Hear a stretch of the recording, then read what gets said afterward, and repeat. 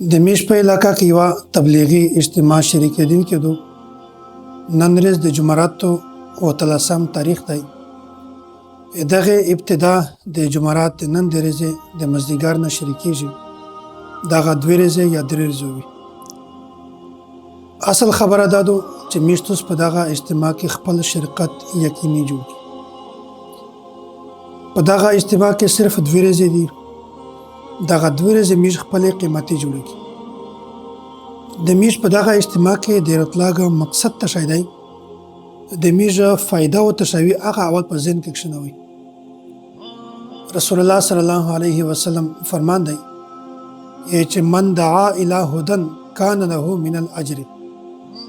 چې کیم سړی بل انسان ته د راه حق د سیخ لاره هدایت وکړو، یخت دعوت ورکو، د شی چاره یخت تبلیغ ورکو، بیا چې کیم کس په هغه شاچر باندې عمل کو، هغه چار په خپل ځون کې روالي، په باندې عملی زندگی د شری شي، نو لکه څنګه چې یخت ثواب ملاويږي دمره ثواب یخت هم ملاويږي چې کیم کس بل کس ته دعوت ورکړي دي. او دغه رنګ چې کیم کس داسوي چې هغه بل کس ته د گمراهۍ دعوت ورکو، د بيدینۍ دعوت ورکو، نو کیم کس چې په هغه بيدینۍ باندې عمل کو چې څومره ګناه یخته ملاويږي دمره ګناه د یغ دعوت کړل ولته هم ملاويږي. ځنه خلک بیا دا وایي چې میش خو چاته دعوت ورکو هغه نیکه چاره کو بیا د یغ په ثواب کې کمیر چې نه ثواب کې کمی نه رسي. ثواب یغ انسان ته خپل ملاويږي، د انسان ته الله تعالی ځون ته اجر ورکوي. د انبیاء علیهم السلام د دعوت طریقې کار دا و. د دغه اول چار دا و وما علینا الا البلاغ المبین، چې میستوستا بالکل صفا واضح خبره دا میش خلق ته رسوي.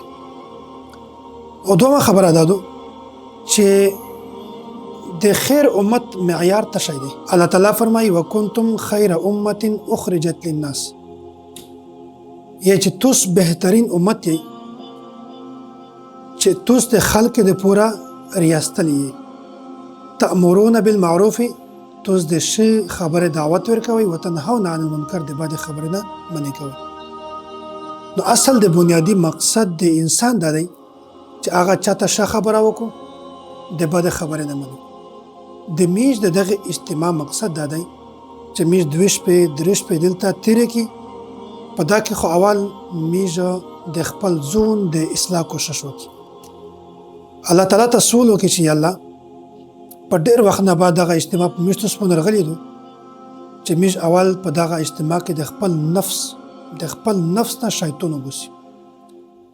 بیا په انا بعد میش دغه خلق سره په دغه اعمال کې په دغه طریقې کار کې میش خپل ځون ولګوي چې میش دغه دعوت نور خلق ته پلاو کی. ځنه خلاص وي چې هغه د چاپ مخه خبره نشي کولای، چاته دعوت نشي ورکولای، چاته نه درس قرآن ورکوي شي، نه درس حدیث ورکولای شي. تبلیغ یو داسې د برکت وللیاردو چې دغه په وجه باندې انسان کې د تکلم صلاحیت پیدا شي، د خبره صلاحیت کې پیدا شي، بل چاته خبره هکله شي په د باندې روب دبدبه هنرسي.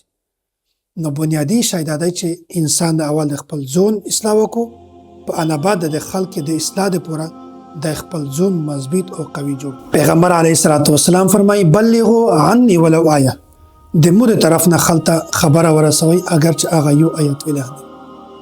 دا د میش د تبلیغ مقصد دی چې میشتو سروشي یو آیت زده کی، یو حدیث زده کی، هغه بیا مخکې کور ته لور شي خلک ته د یغه تبلیغ ورکړي، یغه دعوت ورکړي، یغه ته خبره وشي.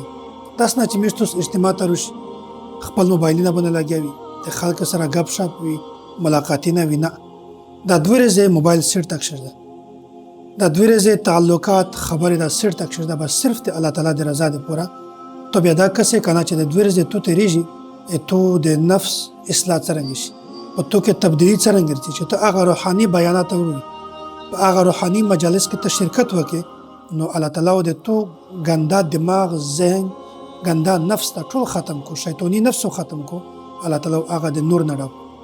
دغه رنګ پیغمبر علیه الصلاۃ والسلام حضرت علی کرم الله وجهه دته دا خبره بیان کړه، یی چې مو د الله تعالی په ذات باندې قسم چې کا د تو په ذریعه سره یو سړی ته هدایت ملاو شي نو دغه هدایت په سره ایشون نه بهتر دی. په یو وخت د سره ایشون قیمت او قدر یو نو یو انسان ته چې کله دعوت ورکړي هغه په سره ایشون نه بهتر. خلاصه درته بیانوم چې میشت د دغه اجتماع مقصد دا دی چې میشت د خپل ځون اصلاح وکړي.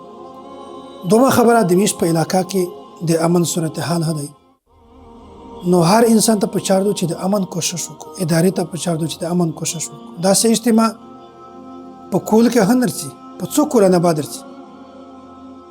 نو په دا کې حکومت ته، ادارې ته، د میشت ټول عوام ته، خلک ته پچار دو چې هغه په دا کې ښه کردار ادا کړو، په امن سره دغه د میشت اجتماع وشي، میشت په دا کې رنګبادي نه شي، میشت په دا کې د ځون اصلاح وکړي، خپل ځون سره خپل بچای هم وروله او خپل ورور هم در سره وروله، بل ته دعوت ورکړه چې میشت کور ته اجتماع راغلی دو ته چې میشت اجتماع ته لاړ شي، په دا کې میشت الله او د الله رسول خبرې زده کړي. الله تعالی د میشت ټول ته په دا باندې د عمل کړو توفیق نصیب کوم. هغه ورنه چې بهر ملک نشته یا د میشت غونډې سفر دي نو هغه په دا وکړي. السلام علیکم ورحمت الله وبرکاته.